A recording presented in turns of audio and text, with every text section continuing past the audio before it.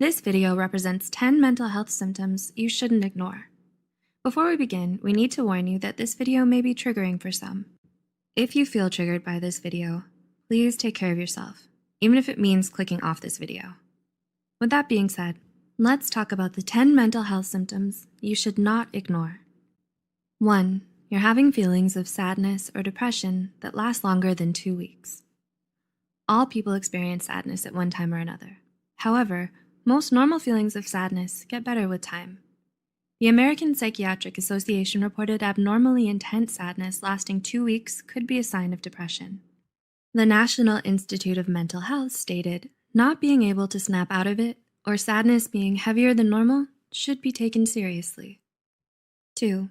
You're having extreme mood swings and don't know why. Do you find that your mood seems to switch super quickly or randomly? Tremp and others studied how often the average person's mood shifts on any given day. According to the National Center of Biotechnology Information, NCBI, this study showed people tend to experience positive emotions, such as joy or love, more often than negative ones. But it's totally normal for someone's emotions to change daily.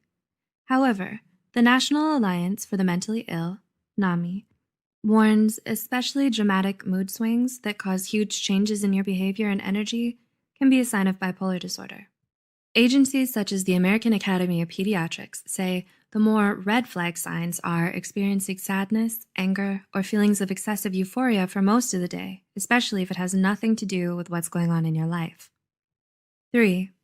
Your worry and anxiety have gotten out of control. Have you ever found yourself worrying but can't shut it off?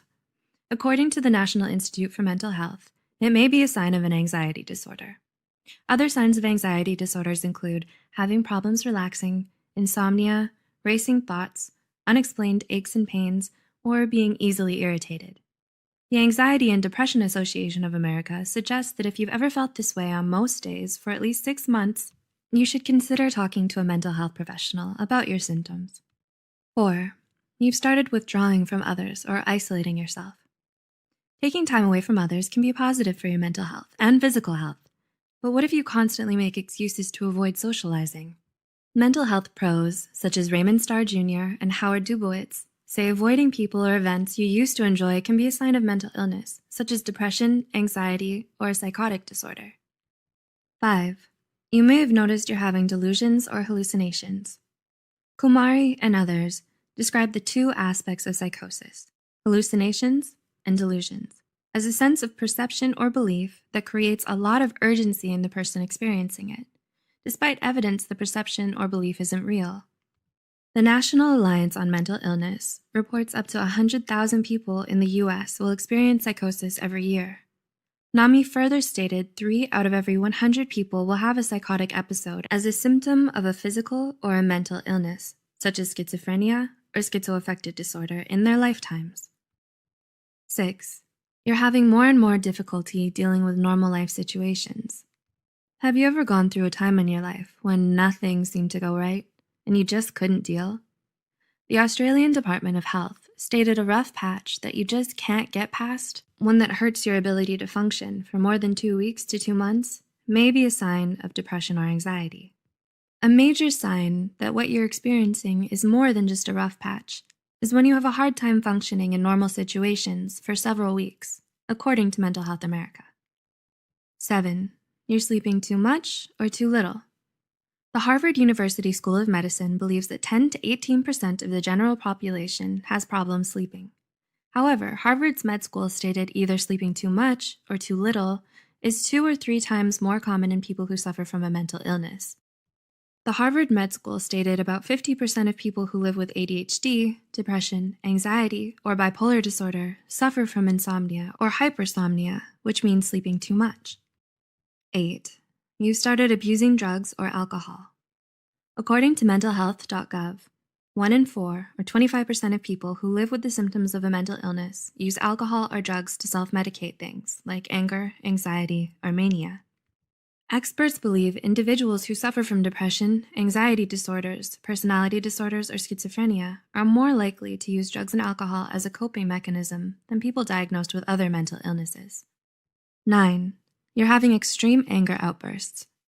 Do you ever feel anger that's almost impossible to control or way too much for the situation? If so, your anger may be warning you about your stress levels, unresolved grief, or your anxiety. Healthline reported extreme anger outbursts can also be a sign of unresolved trauma, bipolar disorder, alcohol abuse, obsessive compulsive disorder, intermittent explosive disorder, or depression. If you wonder if your anger is healthy, experts recommend first recognizing your physical and emotional signs of anger. And 10, you've started thinking of self-harm or suicide. The Mental Health Foundation reported up to 10% of people under the age of 30 have thought about self-harm or suicide. There are many reasons people consider self-harm or suicide, such as abuse or neglect at home, a major loss, trauma, or a catastrophe that you can't control or avoid.